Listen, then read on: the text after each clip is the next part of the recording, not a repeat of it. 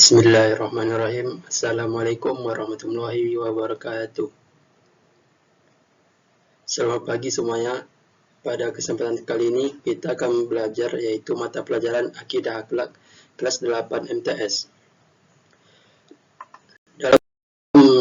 Pada materi pelajaran kali ini kita akan belajar tentang bab 10 yaitu adab bersosial media dalam pandangan Islam. Nah, maksud dari adab bersosial media dalam pandangan Islam ini yaitu bagaimana kita tahu tata cara penggunaan media yang baik sesuai dengan ajaran dan pedoman Islam. Langsung saja kita akan masuk materi yang pertama yaitu pengertian media sosial. Nah, di sini ada pengertian media dan sosial. Bapak akan jelaskan yang pertama itu tentang media. Menurut Kamus Besar Bahasa Indonesia, media secara harfiah berarti alat atau sarana komunikasi seperti koran, majalah, TV, radio, film, poster, atau spanduk. Nah, jadi media ini merupakan alat. Dia digunakan untuk memfasilitasi alat komunikasi seperti koran, majalah, TV yang anak-anak sekitar lihat. Yang kedua itu pengertian dari sosial. Sosial itu yaitu interaksi dengan masyarakat atau yang berkaitan dengan masyarakat. Nah, apabila disatukan, media sosial ini adalah sebuah media online dengan para penggunanya bisa dengan mudah berpartisipasi, berbagi, dan menciptakan isi meliputi blog, jejaring sosial, wiki, forum, dan dunia virtual. Nah, kegunaan media sosial ini kita akan bisa berinteraksi dengan orang lain dan juga berinteraksi dengan orang-orang yang tidak kita kenal. Cuman di sini ada juga dampak negatif dan dampak buruknya, serta juga dampak positif. Di sini juga dijelaskan yaitu selain adanya media sosial, ada yang dinamakan media tradisional. Media tradisional itu berupa majalah, koran, buletin, dan lain-lain. Serta ada juga media broadcast, yaitu berupa radio dan TV. Kalau media sosial ini menggunakan internet, jadi beda dengan media sosial. Maksudnya media tradisional. Dan sini juga dibilang media sosial mengajak siapa saja yang tertarik berpartisipasi dengan memberi kontribusi dan umpan balik secara terbuka, memberi komentar, serta membagi informasi dalam waktu yang cepat dan terbatas. Jadi media sosial ini mengajak kita semuanya bisa berpartisipasi, memberikan pendapat serta komentar kita terhadap sesuatu hal atau kejadian-kejadian yang ada di dunia ini. Nah, yang kedua yaitu kita masuk kepada jenis-jenis media sosial. Ternyata di media sosial ini ada juga jenis-jenisnya dan itu beragam. Nah, yang pertama kita masuk jenis pertama yaitu collaborative project atau proyek kolaboratif. Maksudnya itu proyek yang dikerjakan bersama-sama anak-anak. Maksud dari collaborative project ini yaitu praktik yang memungkinkan beberapa orang atau lebih untuk bekerjasama dalam suatu tim atau organisasi. Nah, contohnya yang familiar yang kita bisa biasa cari di Google itu seperti situs Wikipedia. Situs Wikipedia ini membuat penggunaan untuk membuat konten bersama-sama. Jadi apapun pendapat anak-anak atau ilmu yang Anda ketahui bisa di-sharing di Wikipedia tersebut. Nah, di sebelah kanan ini ada contoh gambar Wikipedia. Nah, jadi seperti inilah contoh collaborative project, yaitu mungkin beberapa orang atau lebih untuk bekerja sama dalam suatu tim atau organisasi. Nah, yang kedua, kita akan melihat pengertian dari blogs. Blogs merupakan situs web yang berisi catatan atau pemikiran, opini, atau pengalaman seseorang yang diunggah secara berkala atau bertahap.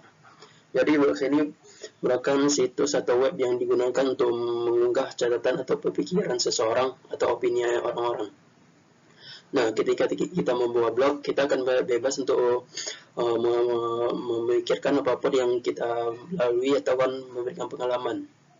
Seperti contoh pada gambar blog 1-2 ini. Sini itu merupakan artikel terpopuler dari situs berita.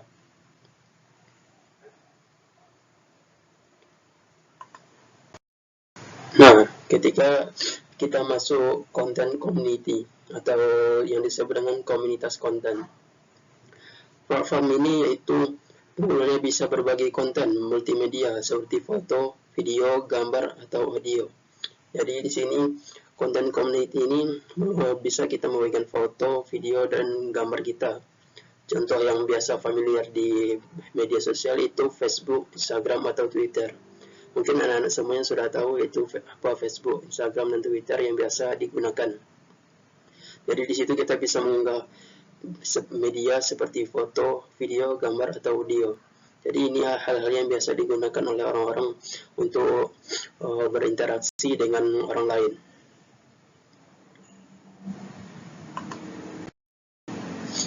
Nah, yang keempat kita masuk di social networking situs atau situs jaringan sosial. Nah, situs jaringan sosial ini tidak ada bedanya dengan yang sebelumnya, karena di sini layanannya berbasis web juga yang memungkinkan penggunanya untuk terhubung dan berinteraksi dengan orang lain. Jadi ini sama seperti sebelumnya, dia bebas untuk berinteraksi dengan pengguna lain dan orang-orang yang tidak kita kenal, seperti Facebook, MySpace, dan Google. Dan ini yaitu contoh yang gambar layanan webnya. Ini ada Google, Twitter, maupun YouTube.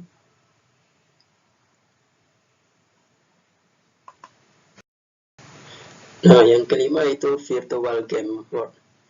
Nah, maksud dari virtual game world ini yaitu merupakan game online.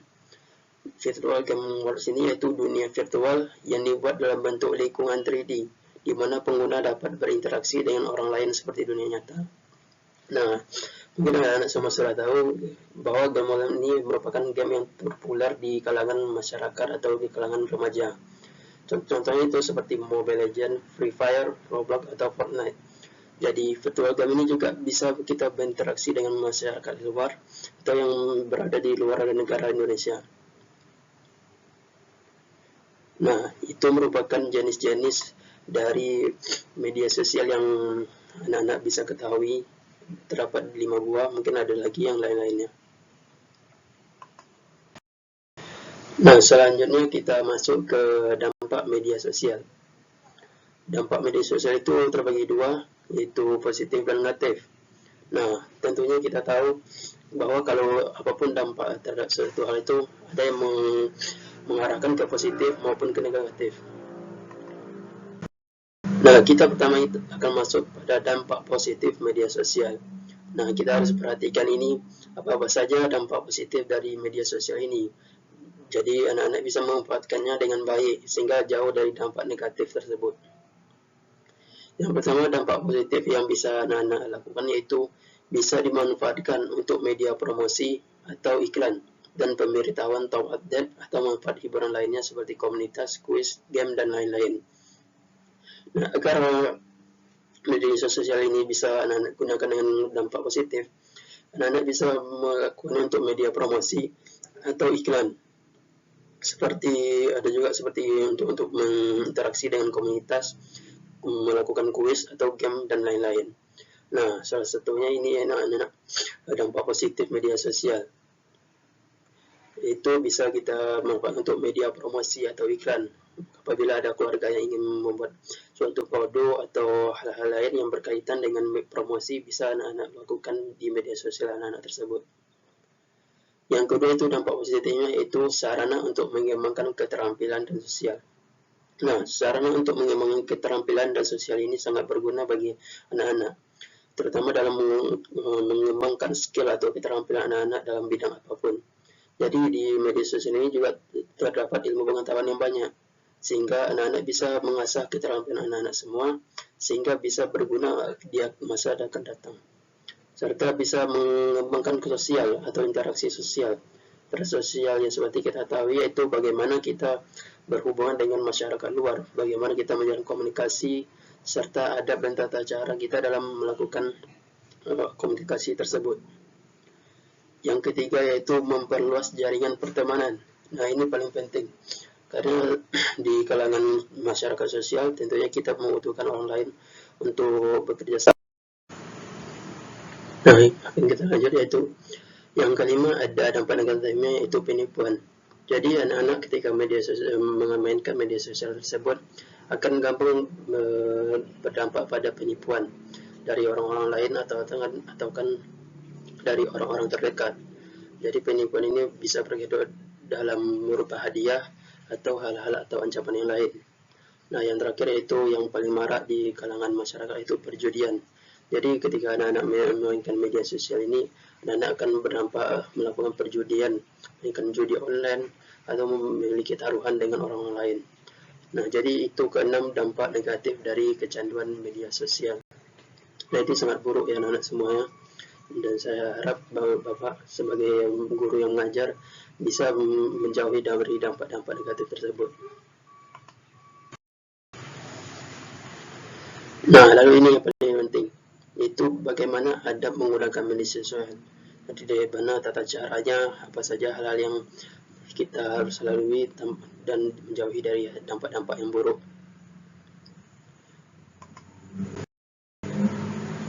Nah, yang pertama kita akan berbicara tentang media sosial dalam pandangan Islam.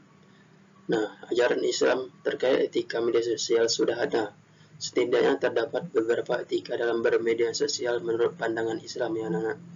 Jadi karena kita beragama Muslim atau beragama Islam, jadi kita harus patuh dan taat dengan apa-apa saja etika dalam bermedia sosial menurut pandangan Islam. Jadi ini adalah poin penting, mohon anak-anak semuanya perhatikan dan pelajari ini ya. Nah, yang pertama itu apa saja etika yang bisa kita lakukan menurut pandangan Islam itu. Pertama, tabayun atau cek dan recheck. Maksudnya dari sini yaitu kita sebelum kita menerima informasi itu, kita harus mengecek apa itu benar atau tidak, atau sebuah hoax. Nah, dan ini juga sudah dijelaskan dalam Al-Quran, dalam surat Al-Hujurat, yang disebutkan panduan bagaimana etika serta tata cara menyikapi sebuah berita yang kita terima sebagai berikut. Nah, di sini bilang bahwa di surah Al-Hujurat ayat 6 ini merupakan panduan bagaimana etika serta tata cara menyikapi sebuah berita yang kita terima, yaitu agar kita terjauh dari berita penipuan atau hoax. Nah, yang di sini langsung saja ke artinya dalam surat Al-Hujurat ayat 6.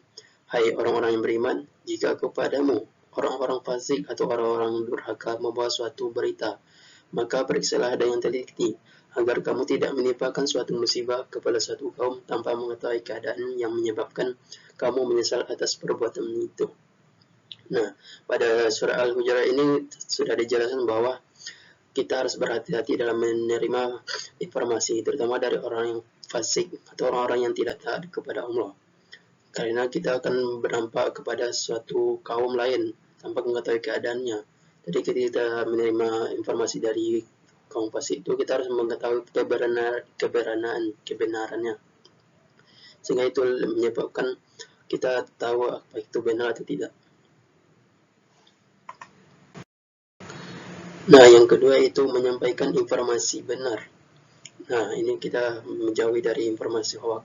Dan ini sudah dijelaskan dalam surat Al-Hujurat ayat 30. Jadi sekarang kita membahas etika media sosial dalam pandangan Islam ya anak-anak. Kedua itu menyampaikan informasi benar. Dalam surah Al-Hajj ayat 30 yang artinya demikianlah perintah Allah, dan barang siapa yang mengagungkan apa-apa yang terhormat di sisi Allah, maka itu lebih baik baginya di sisi Tuhannya. Dan telah dihalalkan bagi kamu semua binatang ternak, terkecuali yang diterangkan kepadamu keharamannya, maka jauhilah olehmu berhala-hala yang najis, dan jauhilah perkataan-perkataan yang dusta. Nah, poin dalam hal ini yaitu jauhilah perkataan-perkataan dusta. Berarti kita tidak boleh berbohong atau menyampaikan hoax. Jadi kita harus menyampaikan informasi yang benar dan sesuai dengan fakta, agar kita tidak disebut juga dengan orang yang fasik ya anak-anak. Nah, yang selanjutnya itu haram menebar fitnah atau kebencian. Nah, anak-anak semuanya, kita harus ketika melakukan media sosial atau memakai media sosial, kita tidak boleh menebar fitnah atau kebencian terhadap orang lain, apalagi kepada teman-teman kita. makanya kita harus bijak memakainya. Contoh-contoh menebar fitnah ini atau kebencian yaitu seperti kita menuduh teman kita mencuri atau menebar kebencian agar orang masyarakat luar membenci suatu kaum atau suatu masyarakat. Nah, yang kedua kita masuk yang paling penting, poin paling penting dalam bab 10 ini dalam adab media sosial dalam pandangan Islam, yaitu bagaimana ada penggunaan media sosial. Agar pengguna media sosial terhindar dari hal-hal yang negatif, kita harus pandai memanfaatkan media sosial lebih baik untuk hal-hal lain. Nah, di sini kita akan membahas bagaimana tata cara penggunaan media sosial yang baik menurut pandangan Islam menana. Nah, ini dia tata cara penggunaan media sosial. Yang pertama yaitu, ini untuk pelajar, khusus bagi anak-anak semua, siswa anak-anak semua, siswa bapak semua. Untuk belajar dapat memanfaatkan Facebook untuk metode pembelajaran online, sehingga belajar dan mengajar tidak monoton dan lebih fun atau lebih menyenangkan. Nah, bagi anak-anak semua, anak-anak bisa dapat memanfaatkan Facebook sebagai metode pembelajaran online, sehingga belajar itu lebih menyenangkan dan tidak membosankan. Jadi ketika anak-anak menggunakan media sosial, gunakanlah untuk hal-hal yang bermanfaat.